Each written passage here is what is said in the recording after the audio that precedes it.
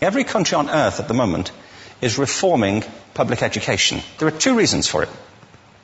The first of them is economic. People are trying to work out, how do we educate our children to take their place in the economies of the 21st century? How do we do that, given that we can't anticipate what the economy will look like at the end of next week, as the recent turmoil is demonstrating? How do we do that? The second, though, is cultural. Every country on earth is trying to figure out, how do we educate our children so they have a sense of cultural identity and so that we can pass on the cultural genes of our communities while being part of the process of globalization. How do we square that circle? The problem is they're trying to meet the future by doing what they did in the past. And on the way, they're alienating millions of kids who don't see any purpose in going to school. When we went to school, we were kept there with a story, which was if you worked hard and did well and got a college degree, you would have a job. Our kids don't believe that. And they're right not to, by the way. You're better having a degree than not, but it's not a guarantee anymore. And particularly not if the route to it marginalizes most of the things that you think are important about yourself. Some people say we have to raise standards as if this is a breakthrough.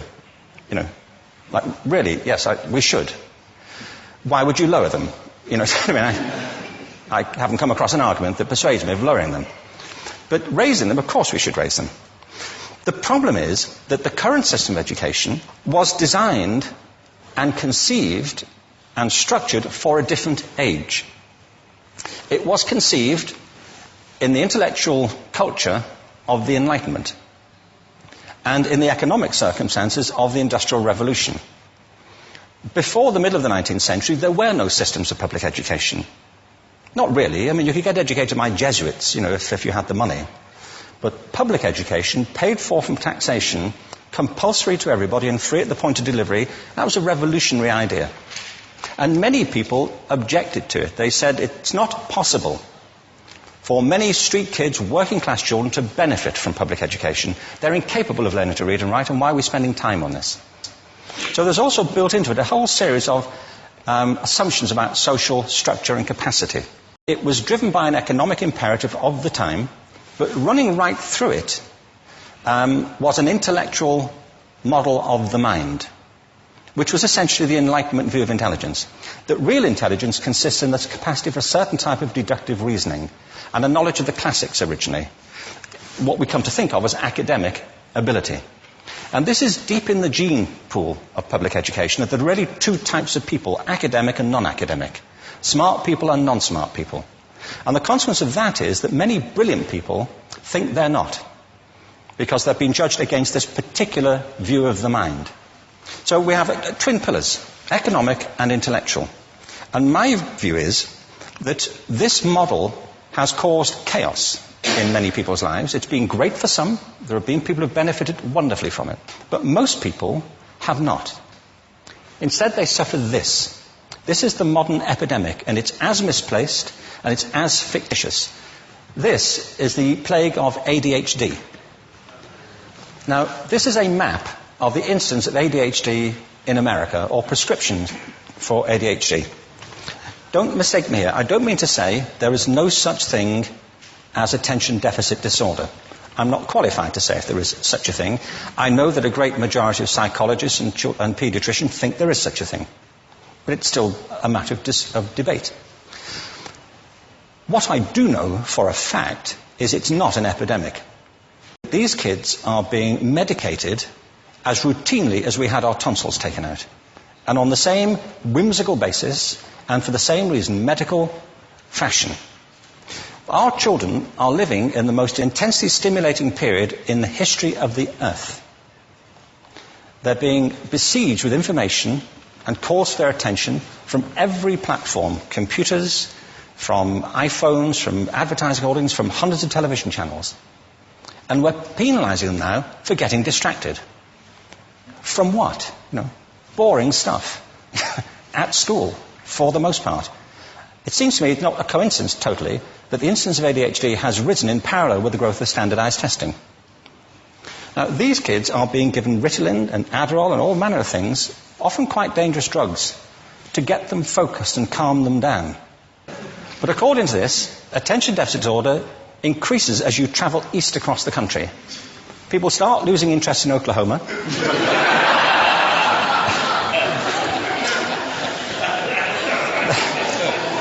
They can hardly think straight in Arkansas. And by the time they get to Washington, they've lost it completely. And there are separate reasons for that, I believe. It's a fictitious epidemic.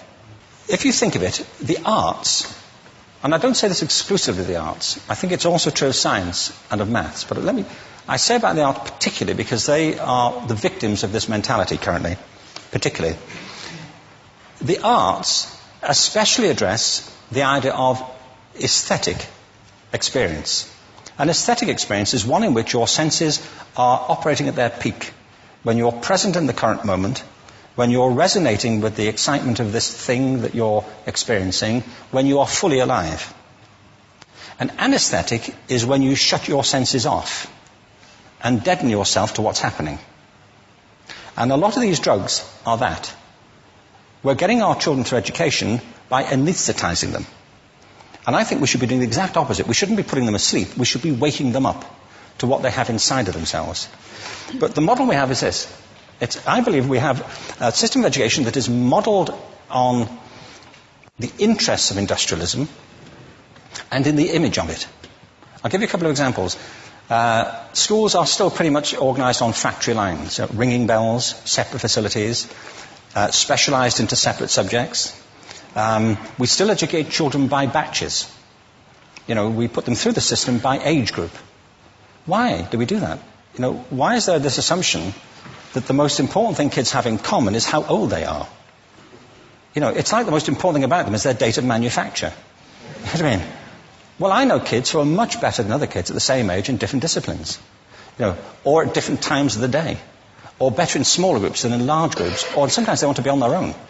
If you're interested in the model of learning, you don't start from this production line mentality. It's essentially about conformity, and increasingly it's about that as you look at the growth of standardized testing and standardized curricula. And it's about standardization. I believe we've got to go in the exact opposite direction. That's what I mean about changing the paradigm. There was a great study done recently of divergent thinking. It was published a couple of years ago. Divergent thinking isn't the same thing as creativity. I define creativity as the process of having original ideas that have value. Divergent thinking isn't a synonym, but it's an essential capacity for creativity. It's the ability to see lots of possible answers to a question, lots of possible ways of interpreting a question, to think what Edward de Bono would probably call laterally, to think not just in linear or convergent ways, to see multiple answers, not one. So, there are tests for this. One kind of cod example would be people might be asked to say, how many uses can you think of for a paperclip? One of those routine questions. Most people might come up with 10 or 15. People who are good at this might come up with 200. And they do that by saying, well, could the paperclip be 200 foot tall and be made out of foam rubber? Does it have to be a paperclip as we know it, Jim? Now, there are tests for this, and they gave them to 1,500 people. This is in a book called Breakpoint and Beyond. And on the protocol of the test, if you scored above a certain level, you'd be considered to be a genius at divergent thinking. Okay? So my question to you is, what percentage of the people tested, of the 1,500, scored at genius level for divergent thinking? Now, you need to know one more thing about them. These were kindergarten children. So what do you think? What percentage at genius level? 80. 80, okay. 98%. Now, the thing about this was it was a longitudinal study. So they retested the same children 5 years later, ages of 8 to 10. What do you think? 50? They retested them again 5 years later, ages 13 to 15. You can see a trend here, can't you?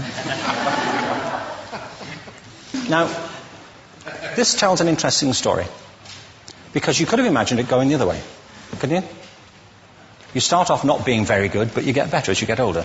But this shows two things. One is we all have this capacity, and two, it mostly deteriorates. Now, a lot of things have happened to these kids as they've grown up. A lot. But one of the most important things that happened to them, I'm convinced, is that by now they've become educated. They've spent 10 years at school being told there's one answer, it's at the back. And don't look.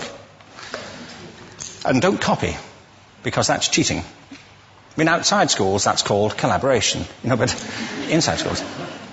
Now, this isn't because teachers want it this way, it's just because it happens that way. It's because it's in the gene pool of education. We have to think differently about human capacity. We have to get over this old conception of academic, non-academic, abstract, theoretical, vocational, and see it for what it is, a myth. Secondly, we have to recognize that most great learning happens in groups, that collaboration is the stuff of growth.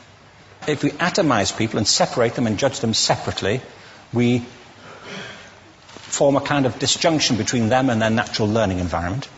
And thirdly, it's crucially about the culture of our institutions, the habits of the institution and the habitats that they occupy.